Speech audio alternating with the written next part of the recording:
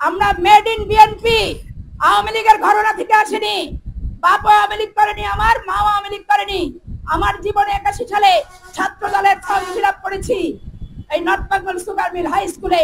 তারপরের থেকে অদ্যাবধি 3 বাচ্চার মা হয়েছি, ওই দলেই কিন্তু আমি আছি। আমাকে যদি ভূমধ্য সাগরে ভাসিয়ে দেওয়া হয় যে তুমি বিএনপি করতে পারবা না, আমি বলবো আমি বিএনপি, আমি বিএনপি, আমি বিএনপি। আমাকে যদি কোনো আগুনের পিণ্ডতে পুড়িয়ে ঝলসে দেওয়ার কথা হয় তুমি বিএনপি করতে পারবা না, আমি বলবো আমি বিএনপি, আমি বিএনপি, আমি বিএনপি। আমাকে যদি 10 হাত মাটির নিচে কবর খুলে বলা হয় তুমি বিএনপি করলে তোমাকে জ্যান্ত কবর দিব, আমি বলবো স্বাভাবিক মৃত্যুর চেয়ে শাহাদাতি মৃত্যুকেই আমি স্বাগত জানাতে চাই। আমি বিএনপি, আমি বিএনপি, আমি বিএনপি। এই জিনিসটা আপনাদের মনে রাখতে হবে। বিভিন্ন ভাবে প্রচার অপপ্রচারে আপনাদেরকে দ্বিধা বিভক্তি করার জন্য বাড়িতে বাড়িতে আমাদের সাথে যারা প্রতিপক্ষ সংগঠন আছে তারা যাবে, কিন্তু কোনোভাবেই দ্বিধা বিভক্তি হওয়া যাবে না। আমি গ্রুপিং করা পছন্দ করি না, দল ভাঙতেও আমি চাই না। আমি হিসাব করি 3টা মনোনয়ন প্রত্যাশী 10,000 করে লোক হলে 30,000 হয়, 3 লক্ষ ভোটার হলে 2,70,000 ভোটার আছে। আমি ভোটারের কাছে যাব, ভোটারের দোয়া চাইবো, ভোটারকে মোটিভেশন করব, দলের সপক্ষে কান্ডারি হিসেবে ইস্পাত কঠিন মনোবল নিয়ে আগামী দিনে আমাদেরকে যুদ্ধ করার মনোবৃত্তি আমাদেরকে করতে হবে। লালপুর বাগাতিপাড়ার মাটি আমার জীবনের চেয়ে প্রিয় মাটি। ওই গোপালপুর স্কুল, গোপালপুর কলেজ, গোপালপুরে থেকেই বিশ্ববিদ্যালয়ে ভর্তি হয়েছি। গোপালপুরের সুগার মিলের অফিসার্স কোয়ার্টারে আমার বিয়ে হয়েছে। আপনারা শ্বশুর বাড়িতে পাঠিয়েছিলেন, শ্বশুর বাড়ির সিটেও বিএনপি তখন ভালো পজিশন ছিল না।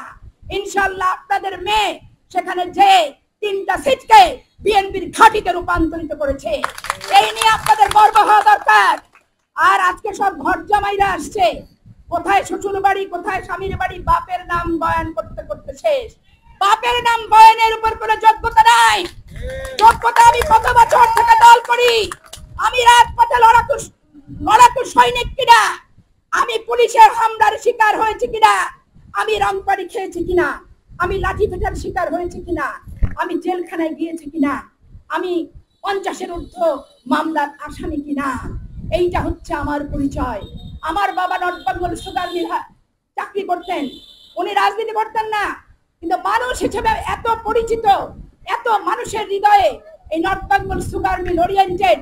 কৃষ্ণা খামার থেকে শুরু করে, লোকমানপুর থেকে শুরু করে, বাগাতিপাড়া থেকে শুরু করে, ভবানীপুর থেকে শুরু করে, গোবিন্দপুর থেকে শুরু করে, নরেন্দ্রপুর থেকে শুরু করে প্রত্যেকটা মানুষ আমার বাবাকে চেনে। আসার সময় কতগুলো মহিলা গাড়ি থামিয়েছে, বলে আপনি মোনায়েম স্যারের মেয়ে, ওই পাখিমারা সাহেবটা মাছ মারতো, পান খেত। আমার সমস্ত ভাই বোনের নাম মুখস্থ করো। ওই 50টা মহিলা রাস্তায় দাঁড়ায় বলে দিল ভাই, ভালোবাসা এখানেই, রাজনীতির অস্তিত্ব এখানেই, রাজনীতি করার সার্থকতাটা হচ্ছে এখানেই। আজকে এটা বুঝতে যারা ব্যর্থ হয়, ওই শীততাপ নিয়ন্ত্রিত কক্ষে এসে কালো সানগ্লাস আর এলোকিসি চুল হয়ে আর গাদা রজনীগন্ধা গলায় আর হাতে পেঁচিয়ে আমি অমুকের বেটি, এটা সৌভাগ্য না, এটা দুর্ভাগ্য। আজকালকার যুগ হচ্ছে নিজের পায়ে নিজে দাঁড়ানোর যুগ, আজকালকার যুগ হচ্ছে নিজের শক্তিতে চলার যুগ, আজকালকার যুগ হচ্ছে মেধার সাথে যুদ্ধ করার যুগ, আজকালকার যুগ হচ্ছে স্যাক্রিফাইসের যুগ, আজকালকার যুগ হচ্ছে দলের প্রতি নিঃস্বার্থভাবে অবদান রাখার যুগ। কার বেটি, কার ছেলে, কার মেয়ে, কার বাপ দেখার কোনো বিষয় নাই। দল ছোটবেলা থেকে আপনাদের সামনেই করেছি, ছোট থেকে হাঁটি হাঁটি পা পা করে আপনাদের কাছে আমি বড় হয়েছি। আমি আপনাদেরকে অনুরোধ করে বলতে চাই, আমার একটা ধানের শীষের ভোট এই মনোনয়ন প্রত্যাশীদের কথাবার্তা উল্টা পাল্টা অসাংগঠনিক অরাজনৈতিক বক্তব্যে বিভ্রান্ত হবেন না, দলকে ক্ষতিগ্রস্ত করবেন না। দল শক্তিশালী ইস্পাতের মতো থাকতে হবে, দলের ঐক্য অটুট থাকতে হবে। মনে রাখতে হবে একটা সিট না পাওয়ার কারণে বিএনপি বিরোধী দল হতে পারে, অতএব একটা সিটও আমরা যাতে কোনোভাবে ফসকে না যায় কারোর প্রয়োজনে পড়ে, সেইটা মাথায় রাখতে হবে। নিজেদের ভিতর দ্বন্দ্ব যত বাড়ে প্রতিপক্ষ কিন্তু সুযোগটা তত বেশি নেয়। এই জন্য আমাদের প্রত্যেককে প্রচুর ভাবে সাবধান থাকতে হবে, সচেতন থাকতে হবে। রাষ্ট্রপতি জিয়া শেখ মুজিবের তলাবিহীন ঝুড়ি, ৭২-এর দুঃশাসন, দুর্ভিক্ষ, দারিদ্র্যের পর স্বাভাবিক গতিতে বাস্তবতায় 15ই আগস্ট ঘটেছিল। জিয়াউর রহমান এসে খাদ্যে স্বয়ংসম্পূর্ণতা করেছে, অনেকেই খাল খনন করতে গেছেন। ওই দুর্ভিক্ষের দারিদ্রের তলাবির ঝুড়ির বাংলাদেশকে রাষ্ট্রপতি জিয়া সেদিন তলা লাগিয়ে খাদ্যে স্বয়ংসম্পূর্ণ করেছিল। মনে করেছিল জিয়াউর রহমান 30 মে মারা গেল, বিএনপি হয়তো পতন হয়ে গেল। অনেকেই বলেছে না ভাই, চাচা, বাবা, আপনারা বলেন। কিন্তু দেখেন আল্লাহর অশেষ রহমতে জিয়াউর রহমানের সময় যে লক্ষ্য জনতা ছিল, বেগম জিয়ার নেতৃত্বে কোটি জনতা হয়েছে। এটাই কিন্তু বাস্তবতা। জিয়াউর রহমান 55,598 বর্গ মাইলের যে বীজটা রোপণ করে গেছিল, বেগম খালেদা জিয়া জল পানি সার দিয়ে সেটা সম্প্রসারিত হয়েছে। হয়েই সেই বিএনপি আজকে লালন পালন পরিচর্যা করছেন জনাব তারেক রহমান। তারেক রহমানকে জীবনে কম কষ্ট পেতে হয়নি। তাকে রিমান্ডে নিয়েছিল একাগারে, পা থেকে মাথা পর্যন্ত তাকে ক্ষত করেছে, বাধ্য করেছিল তাকে বিদেশের মাটিতে যেতে। দেশের মাটি কখনো সে ছাড়তে চায়নি, বাধ্য করেছিল তাকে। দেশে আবার আসবে সে বীরের বেশে, কিন্তু দেশকে আমরা আগে শত্রুমুক্ত করব, তারপরে রাষ্ট্রপতি জিয়ার প্রজন্ম তারুণ্যের অহংকার তারেক রহমানকে আমরা নিয়ে আসবো। অনেকে অনেক কথা বলে, এতে বিচলিত হবেন না যে তারেক কেন আসেন। আমরা আসতে নিষেধ করেছি তারেককে। গুলি খাবো আমরা খাবো, আগে অপশক্তি মুক্ত করব। মরতে হয় আমরা মরবো, ভোটের অধিকার আগে আনবো। ভোটের অধিকার ফেরত আনার পর তারেক রহমানকে আনবো। কোকোকে কিভাবে নির্বাসনে পাঠিয়ে তিলে তিলে হত্যা করলো বিগত 15 বছরের অবৈধ শাসক, আপনাদের চোখের সামনে কিন্তু দেখা। বেগম খালেদা জিয়াকে জেলখানায় পাঠিয়ে স্লো পয়জনিং করে আজকে তাকে মৃত্যুর কোলে ঠেলে দিল, অথচ চিকিৎসা করতে 15 বছরে একবারও দিল না। বেগম খালেদা জিয়া যদি এত কষ্ট করেছে, আজকে যারা মনোনয়ন প্রত্যাশী আসছে কয়দিন জেলেছিল, কয়দিন তারা জেলের কষ্ট ভোগ করেছে। আজকে ভোট আর আমাকে বিটি বিটি করে তারা আজকে আসছে। ভাই, আমি বেশি কিছু বলতে চাই না, যেহেতু আজান খুব সন্নিকটে এখনই হয়ে যাবে।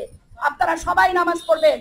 তার আগে আমি শুধু একটি কথা বলতে চাই, ভাগ্যে যদি আমার নমিনেশন লেখা থাকে, আমি যদি নমিনেশন পাই, আপনারা হবেন আমার অভিভাবক, আমি হব আপনাদের কর্মী। আমি এইখানকার মেয়ে। লালপুরে কি সমস্যা আমার চেয়ে বেশি কেউ জানে না। গোপালপুরে কি সমস্যা আমার চেয়ে বেশি কেউ জানে না। বাগাতিপাড়ায় কি সমস্যা আমার চেয়ে বেশি কেউ জানে না। আন্তনগরের সকল ট্রেন গোপালপুরে থামানোর ব্যবস্থা করব ইনশাআল্লাহ। রাস্তাঘাটের উন্নয়ন করব। কোন নিয়োগে চাকরি বাকরিতে টাকা পয়সা একটাও কোন দালাল, কোন নেতা, কোন কর্মী, কোন সমর্থক কাউকে দিতে হবে না। আমার জান দেওয়া দল যে লোকটি করেছে, আমার যদি সুযোগ থাকে তার ছেলেকে মেধা তালিকায় বিনা পয়সায় তার চাকরি হবে। কর্মী নেতা সমর্থকদের দালালির পয়সা খাবে, আর আমার পাফাটা কৃষক পিতা গরুর গোয়াল বেটে আর বাড়ির ভিজা বেচে চাকরির টাকা দেবে, যেটা 15 বছর হয়েছে, সেটার কোনো পুনরাবৃত্তি হবে না। আল্লাহ রাসূলের নাম নিয়ে মোনায়েম সাহেবের 7 ছেলে মেয়ে ভালো আছে, ঘরের খেয়ে তারা আপনাদের সেবা দিতে পারবে। দুর্নীতি দুর্বৃত্তায়নের সাথে ইনশাআল্লাহ মাগরিবের সন্নিকটে আমি প্রতিজ্ঞা করলাম, আমার পরিবার আত্মীয় স্বজন কেউ কিন্তু জড়াবে না।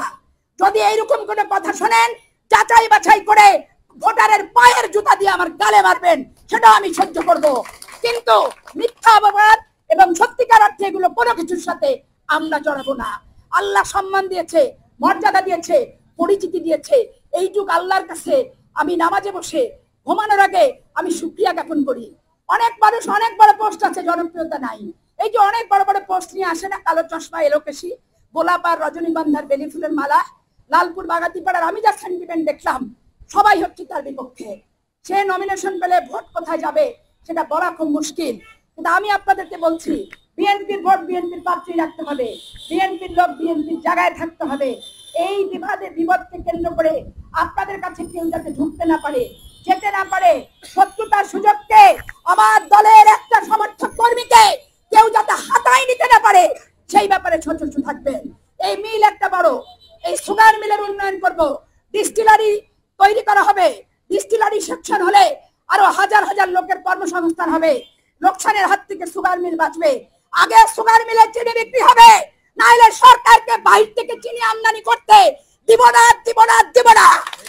কৃষকের পণ্যের জিনিস দেশের মানুষকে আগে ব্যবহার করতে হবে।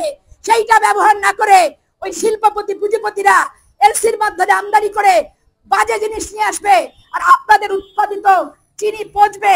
এইটা আমি হতে দেব না ভাই। এই সুগার মিল আমার জন্ম, এখানে আমার বাপ সারাটা জীবন গবেষণা করেছে, কাজ করেছে, কৃষক নিয়ে, শ্রমিক নিয়ে, মেহনতি মানুষ নিয়ে। আপনাদের জ্বালা বুঝি, দুঃখ বুঝি, কষ্ট বুঝি, বেদনা বুঝি, আপনারা কি চান আমি বুঝি।